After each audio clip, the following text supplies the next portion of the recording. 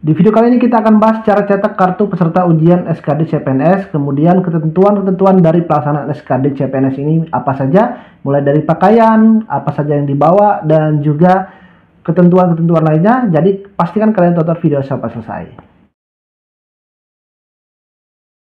Assalamualaikum warahmatullahi wabarakatuh. Apa kabar teman-teman semuanya? Dan tentu bertemu lagi dengan aku Mili Umri dan masih di channel Mr. Mili.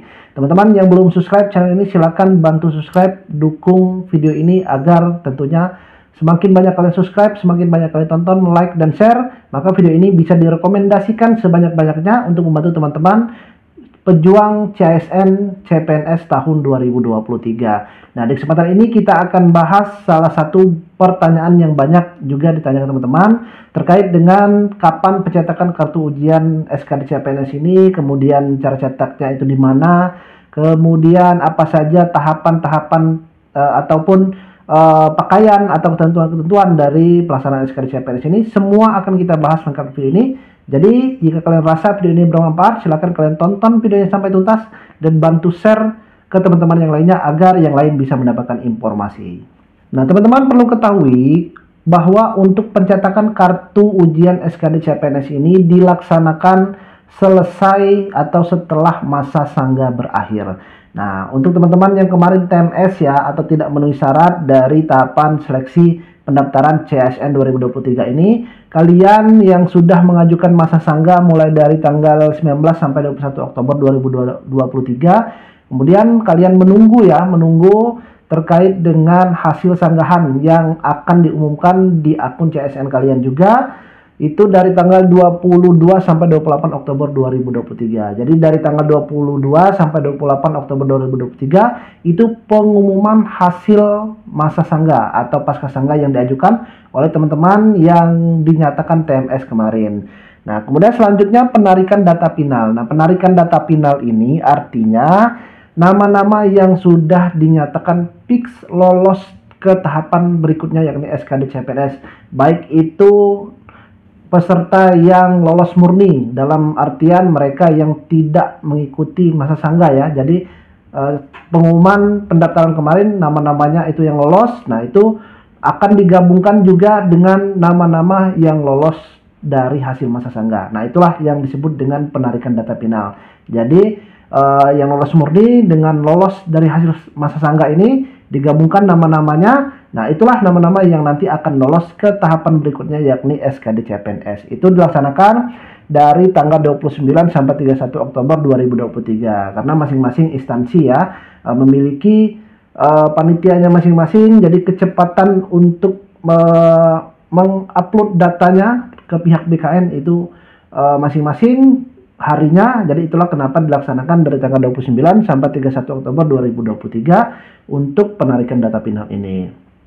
Nah, selanjutnya ini penjadwalan SKD CPNS, artinya nama-nama yang sudah lolos ke tahapan SKD CPNS tadi itu akan ditentukan ya harinya kapan tesnya, kemudian tanggal berapa mereka tes, kemudian sesinya sesi keberapa. Nah, itu penjadwalan SKD CPNS ini dilaksanakan dari tanggal 1 sampai 4 November 2023. Ini dilakukan oleh panitia dari masing-masing instansi yang kalian lamar atau formasi yang kalian lamar. Selanjutnya untuk pengumuman daftar peserta, waktu dan tempat SKD CPNS. Nah, inilah ya pengumuman daftar peserta, waktu, tempat SKD CPNS ini nanti akan diumumkan oleh panitia. Nah, pertanyaannya kapan pencetakan kartu peserta ujian SKD CPNS, di tanggal berapa? Nah, pencetakan kartu SKD CPNS ini kita lihat di jadwal ini akan dilaksanakan pada tanggal 5 sampai 8 November 2023. Jadi dari rentang tanggal 5 sampai 8 November 2023 kalian bisa mencetak kartu peserta ujian SKD CPNS di akun CASN kalian masing-masing. Jadi kalian login lagi ke akun CASN kalian, kemudian kalian lihat di sana nanti ada satu form ya, satu form ataupun satu menu yakni terkait dengan cetak kartu peserta ujian. Nah, ini dilaksanakan dari tanggal 5 sampai 8 November 2023 karena dari tanggal 9 sampai 18 November 2023 itu sudah pelaksanaan tes SKD CPNS. Jadi ada waktu 3 hari untuk teman-teman mencetak kartu peserta ujian SKD CPNS ini. Tetapi ini bisa saja lebih cepat ya, tergantung dari pihak BKN atau instansi terkait untuk mengupload data finalnya. Bisa saja sebelum tanggal 5 itu menunya sudah ada. Jadi kalian cek saja dari rentang tanggal 1 November kalau kalian mau cek sampai dengan maksimal 8 November 2023 di akun CSN kalian masing-masing untuk menu cetak kartu peserta ujian SKD CPNS ini. Nah, untuk kartu peserta ujian SKD CPNS ini nantinya kalian cetak kertasnya bebas ya, kertas apa saja. Yang pasti mau E4 ukurannya, mau A4 itu bebas, nggak jadi masalah. Nah, untuk websitenya mungkin kalau misalnya down nanti ya, itu kalian sudah tahu lah ya, karena kalau semakin banyak yang akses web SSCSN pasti websitenya itu akan error dan down. Jadi artinya kalian silakan diulangi terus sampai berhasil mencetak kartu peserta ujian CASN atau CPNS 2023 ini. Nah, selanjutnya untuk kalian yang ingin melihat di mana lokasi ujian SKD CPNS-nya, kemudian sesinya sesi berapa ya, atau kalian hari apa tesnya. Sebenarnya untuk lokasi ujian ini kalian saat daftar kemarin kan sudah kalian mengisi tempat lokasi tesnya di SSCSN kemarin atau di portal SSCSN. Nah, ada beberapa ketentuan kalian yang biasanya untuk formasi CPNS penjaga tahanan ini ya.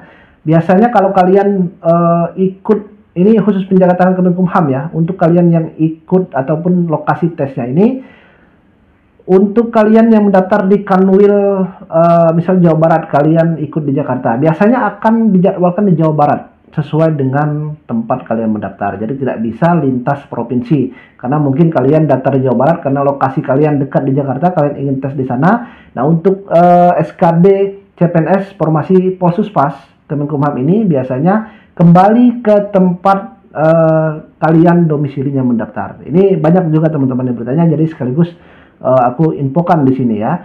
Kemudian untuk pelaksanaannya itu di mana, biasanya tergantung dari instansi masing-masing ya. Itu kerjasamanya dengan siapa, bisa di kantor BKN-nya atau bisa nanti tempatnya di mungkin pinjam kampus mana yang memfasilitasi ya SKD CPNS, atau tempat komputer atau PC-nya itu yang lumayan banyak, atau dijadwalkan di tempat khusus ya. Nah, jadi itu tergantung dari panitia atau panselnas dari masing-masing instansi yang kalian lamar.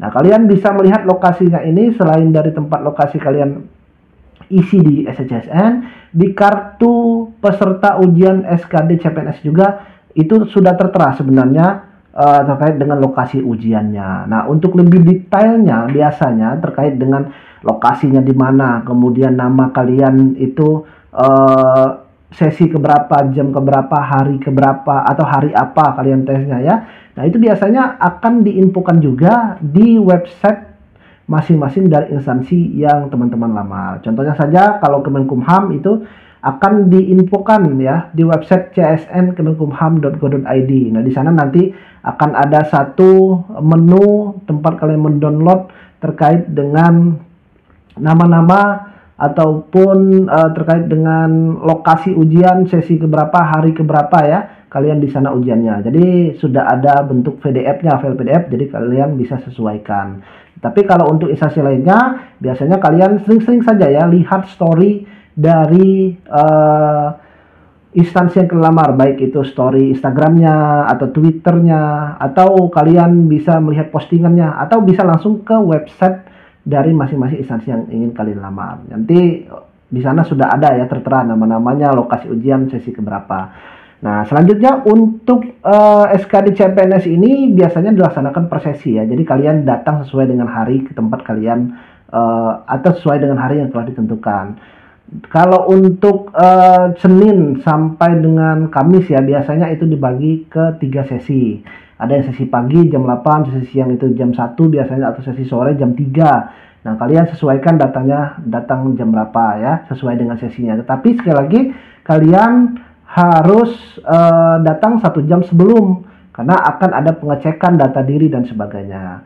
Selanjutnya untuk yang dibawa ya, atau apa saja yang dibawa saat pelaksanaan SKD CPNS ini, yang pastinya kartu peserta ujian SKD CPNS yang sudah kalian cetak.